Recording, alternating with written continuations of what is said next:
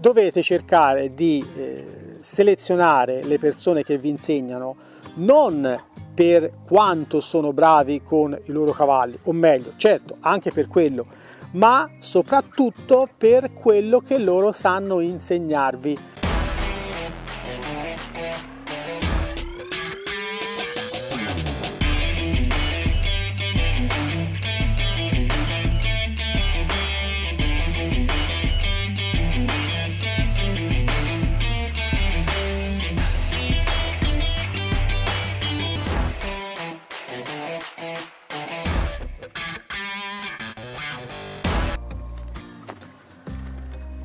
Buongiorno e bentrovati.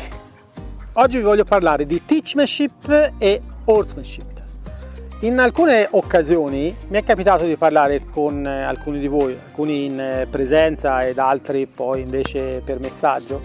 È venuto fuori un problema abbastanza importante, che è quello di chi si fa seguire da vari personaggi che magari sono bravi con i cavalli, che hanno fatto qualche corso, che hanno un po' di informazioni, ma che obiettivamente poi non riescano a portare questi studenti avanti, o anzi in alcune situazioni fanno sì che abbiano dei problemi, cioè non lo fanno volontariamente ovviamente.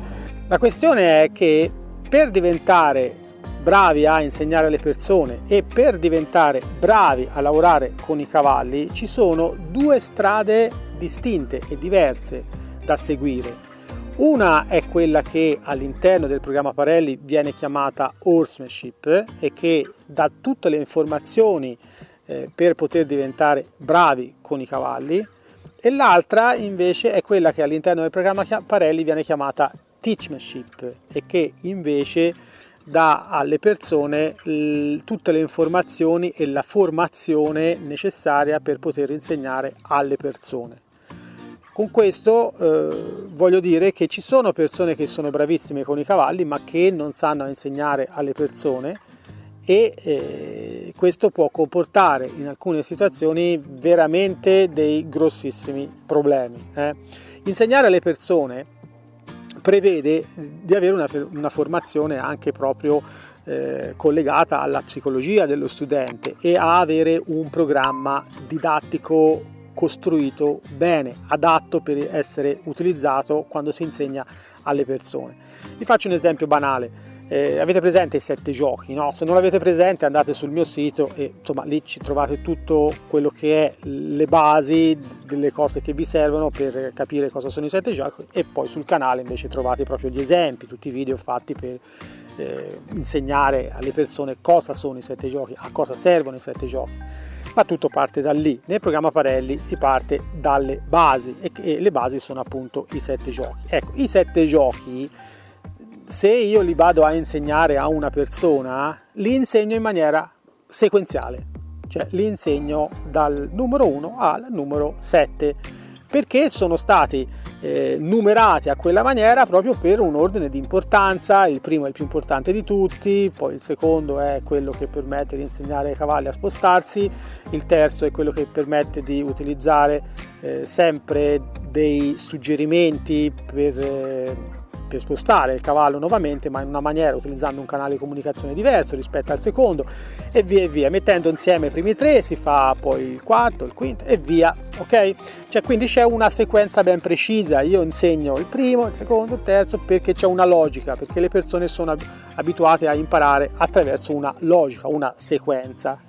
Noi abbiamo un cervello, si chiama cervello trino, no? Per cui abbiamo la parte più profonda, che è quella collegata all'amigdala, poi abbiamo la parte limbica, che è quella più collegata alle emozioni, e poi abbiamo la neocorteccia. Noi queste informazioni le elaboriamo attraverso la neocorteccia, la quale ha bisogno di una logicità. Quindi io prima ti devo spiegare a cosa serve una determinata cosa, poi dopo te la faccio vedere. E questo è il modo nostro di apprendere. Un cavallo no. Un cavallo non ha la neocorteccia, ha solamente la parte limbica e la parte diciamo più rettiliana, più antica. Vive il momento, quindi non avendo lobo frontale non riesce a proiettare nel futuro ciò che è successo nel passato. Vive il momento, la situazione, un po' come un bimbo di 3 anni, no? Che piange, gli fate vedere il sonaglino, si mette a ridere. quindi ho bisogno di insegnare al cavallo in un'altra maniera. Ad esempio, per quanto riguarda 7 giochi, in un cavallo non insegno dal primo al settimo, ma si dice che insegno a macchia di leopardo, cioè praticamente in funzione di quello che mi serve in quel momento lì e soprattutto in funzione di ciò di cui il cavallo ha bisogno in quel momento lì. Questo perché? Perché, come si diceva prima, impara in un'altra maniera. Stop, non è che in questo momento non mi sembra il caso di mettermi a parlare di quel concetto là, magari ci stiamo un'ora come minimo.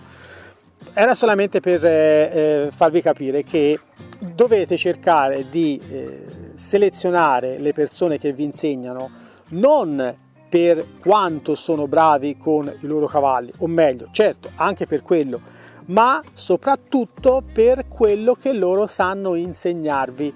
Cioè, meglio una persona che sa 10 e però riesce ad insegnarvi 10 piuttosto che una persona che sa 1000 ma riesce magari a insegnarvi 2 o 1 e soprattutto magari non vi porta a fare delle cose che vi possano mettere in pericolo, perché la sicurezza è fondamentale quando siamo dintorno a un animale di 600 kg che ci può ammazzare in 3 secondi.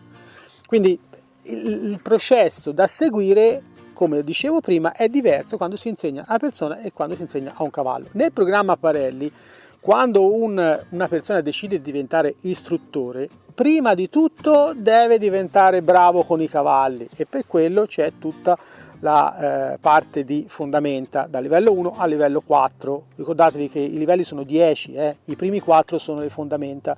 Quindi una volta che si arriva a livello 4 e che quindi siamo sufficientemente bravi per poter lavorare con i cavalli, ovviamente sempre secondo i parametri Parelli, cosa si può fare? Si può fare lo scalino successivo, che è tutta una preparazione aggiuntiva che prevede altri esami, che prevede altri corsi, altre scuole, altro, e si arriva a diventare istruttori. Perché è stato costruito a questa maniera? Perché un istruttore Parelli deve avere tutte e due le competenze, deve essere bravo con i cavalli, ma deve essere anche bravo ad insegnare, altrimenti non può diventare un istruttore Parelli. Poi ognuno di noi ha il suo modo di insegnare, magari a uno studente piace più un istruttore, a un altro studente piace più un altro istruttore, ma quello è un altro discorso, quello è come a scuola, no? Magari a me piaceva la professoressa di matematica perché era molto brava, mi faceva capire bene quando spiegava matematica, e un'altra persona invece, quella stessa professoressa, gli stava antipatica e non riusciva a imparare niente. Quello è un discorso nostro caratteriale. Per quanto riguarda la preparazione di base, è importante capire che sotto abbiamo una preparazione importante per quanto riguarda lavorare con i cavalli, poi di fianco, abbiamo un'altra preparazione che è quella che ci permette di insegnare alle persone. Sono due cose che devono esserci tutte e due in un bravo istruttore. Se c'è solamente la seconda, cioè insegnare alle persone ma non ha competenze, quello è un problema, perché se non ci sa fare con i cavalli e non è competente con i cavalli, cosa gli va a insegnare? Tutta teoria. Mi è capitato di conoscere le persone che sono solamente teoria, hanno letto libri, sanno parlare benissimo, sanno raccontare tante bellissime storie, ma poi dopo li metti in mano un cavallo e non sanno fare assolutamente niente, e quello è un problema grosso, no? Vuoi andare a insegnare ma non sai fare. L'altro problema è quando abbiamo dei cavalieri bravissimi, super eccellenti, che sono una cosa straordinaria quando montano a cavallo, ma non sanno trasmettere quello che loro sanno, a volte proprio perché sono talmente talentuosi che gli viene semplice delle cose che semplici non sono e non sanno spiegarlo a un'altra persona che non ha lo stesso talento di loro. Quindi fate molta attenzione, è importante che vi circondiate delle persone giuste. Se avete bisogno di avere una mano di qualcheduno che vi dia del supporto, cercatelo tra le persone che sanno insegnare oltre che lavorare con i cavalli. Altrimenti, come è successo a qualche persona con cui ho parlato di recente, vi potete ritrovare veramente nei problemi, perché magari in maniera inaspettata vi trovate in una situazione di pericolo e magari poi vi fate male, oppure fate male al cavallo, è la stessa cosa, o a qualche altra persona. Mi raccomando, selezionate con assoluta accuratezza le persone che vi devono insegnare vi devono dare supporto. Io non sto dicendo di fatevi insegnare solamente agli istruttori Parelli, fatevi insegnare, no, non è un video in cui voglio promuovere qualcosa piuttosto che qualcos'altro. La mia idea la sapete, per cui è inutile che ve la stia a esprimere qui, ma l'importante è chiunque scegliate, selezionatelo in base a questo ragionamento che vi ho fatto in questo video. Spero che vi abbia fatto riflettere un po'. E se vi è piaciuto il video fatemelo sapere con un like o con un commento e noi ci vediamo nel prossimo video. Dimenticavo, iscrivetevi, perché come sempre YouTube mi dice che solo il 30% di quelli che sono iscritti vedano video, l'altro 70% non è iscritto nonostante che veda video. Fatemi la cortesia, non costa nulla, pigiate sul pulsante e iscrivetevi. Grazie. Wish I could say I was finally over you, but that's not the truth. Everyone always keep falling in love again.